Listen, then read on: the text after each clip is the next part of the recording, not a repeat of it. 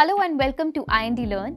ये एक short 5 minute crash course series है जहां हम फाइनेंस के कॉन्सेप्ट्स को एक super easy and super fast तरीके से सीखेंगे and where you get certified for free. इस कोर्स में we learn the basics of ETFs। ये वीडियो इस 5 पार्ट कोर्स का 4th चैप्टर है। तो अगर आपने फर्स्ट 3 चैप्टर्स की वीडियोस नहीं देखी हैं तो आप डिस्क्रिप्शन लिंक से उन चैप्टर्स की वीडियोस को चेक कर सकते हैं।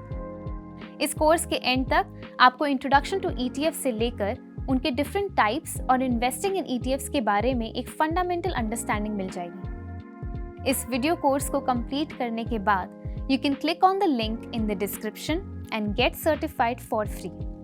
So let's dive into the 4th chapter, investing in ETFs part 1।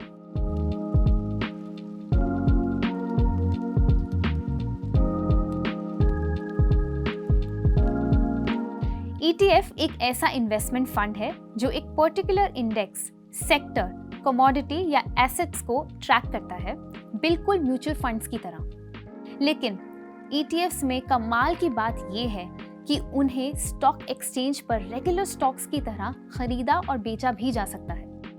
बहुत सारे रीजंस हैं जिसकी वजह से ETFs को एक अच्छा इन्वेस्टमेंट ऑप्शन माना जाता है। Of course, it might not be for everybody, but let's see if it is the right fit for you and your portfolio. सबसे पहला advantage of investing in ETFs is the benefit of diversification. ETFs में invest करने से आप अपने portfolio को efficiently diversify कर सकते हैं, बिना इंडिविजुअल स्टॉक्स या बॉन्ड्स सिलेक्ट करने की टेंशन के। बहुत से ETFs मेजर एसेट क्लासेस और सेक्टर्स को कवर करते हैं, जिससे आपको एक ब्रॉड सिलेक्शन मिल जाता है। ETFs जैसे कि रीजनल ETFs, इंटरनेशनल ETFs या स्पेसिफिक इंडस्ट्री ETFs आपको एक्सेस देते हैं डिफरेंट सेक्टर्स में इन्वेस्ट करने के लिए। डिफरेंट एसेट क्लासेस में डाइवर्सिफिकेशन पोर्टफोलियो के रिस्क को मिनिमाइज करता है, क्योंकि अगर कोई एक एसेट ETF में अंडर परफॉर्म करता है तो दूसरे एसेट्स की ग्रोथ से वो लॉस या फॉल कॉम्पनसेट हो सकता है। ETFs are also low cost and this covers the second advantage of an ETF. Most ETFs mutual fund से कम एक्सपेंसिव होते हैं और इसी वजह से ये एक लो कॉस्ट इन्वेस्टमेंट ऑप्शन है। म्यूचुअल फंड्स एंट्री और exit load, expense ratio, management fees etcetera charge करते हैं, जबकि ETFs comparatively low expense ratios charge करते हैं। थर्ड रीजन है ETFs की tax efficiency. ETFs tax friendly होते हैं लोअर टर्नओवर और रिडेम्पशन प्रोसेस की वजह से। But what's turnover? Portfolio turnover is actually a measure जिससे पता चलता है कि फंड का मैनेजमेंट कितनी फ्रीक्वेंटली सिक्योरिटीज बाय और सेल करते हैं। ETFs actively manage mutual fund से लोअर टर्नओवर जनरेट करते हैं। इसी वजह से ETFs सिक्योरिटीज को बाय और सेल करने में कम टाइम लगाते हैं, जिससे उनका टर्नओवर लो रहता है। और तो और ETFs comparatively lower fees charge करते हैं क्योंकि कैपिटल गेन्स और इनकम फ्रॉम ETFs लो होती हैं। फोर्थ है लिक्विडिटी। ETFs स्टॉक एक्सचेंजेस पे ट्रेड होते हैं, जिससे कोई भी ETF की वैल्यू का चेंज इंस्टेंटली नोटिस किया जा सकता है और ये पूरे दिन मार्केट आवर्स में ट्रेड किए जा सकते हैं। इसी वजह से ETFs म्यूचुअल फंड से ज़्यादा लिक्विडिटी देते हैं और ये लिक्विडिटी आपको इन्वेस्टिंग के लिए बहुत सारे ऑप्शंस प्रोवाइड करता है। पर ETFs में इन्वेस्ट करते वक्त कुछ बातों का ध्यान रखना भी ज़रूरी है। सबसे पहले वो ETFs जिनकी ट्रेडिंग वॉल्यूम लो होती है वो लिक्विडिटी लैक करते हैं, जिससे आपको आपके सिक्योरिटीज को बेचने के लिए सफिशिएंट बायर्स ना मिलने के चांसेस हैं। Second, ETFs are riskier than fixed income assets जैसे treasury bills, bonds, certificates of deposits. Although कुछ ETFs are a mix of stocks, bonds, while some others comprise of either bonds or stocks exclusively. Second, ETFs are riskier than fixed income assets जैसे treasury bills, bonds, certificates of deposits. Although कुछ ETFs are a mix of stocks and bonds, while some others comprise of either bonds or stocks exclusively. और जितना high proportion होता है bonds का किसी ETF में, उतना ही लो रिस्क भी होता है।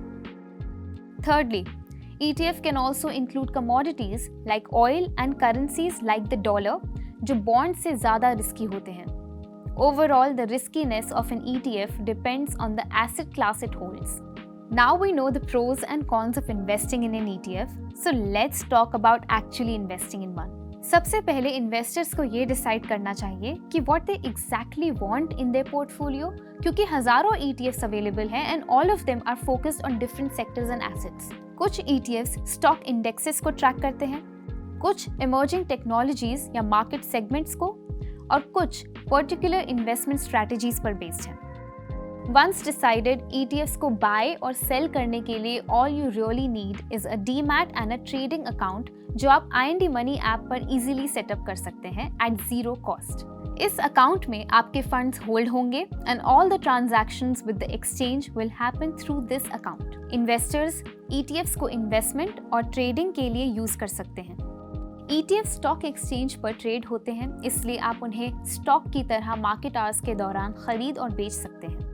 एंड इन फैक्ट उनकी इंट्राडे वॉलेटिलिटी का फायदा भी उठा सकते हैं. इंट्राडे ट्रेडिंग का मतलब होता है जब आप किसी सिक्योरिटी को सेम डे पर ही बाय और सेल करते हैं एंड डेली प्राइस मूवमेंट का फायदा उठाते हैं. And this is possible even in the case of ETFs which are similar to stocks. आप ETFs में SIP भी स्टार्ट कर सकते हैं. You can invest daily, weekly, monthly in your preferred ETF on IND Money. And that's all. हम उम्मीद करते हैं कि ये इन्फॉर्मेशन आपको हेल्पफुल लगी होगी. आप डिस्क्रिप्शन में मेंशन लिंक से IND Money ऐप पर जाकर इस कोर्स की सर्टिफिकेशन फ्री में कर सकते हैं.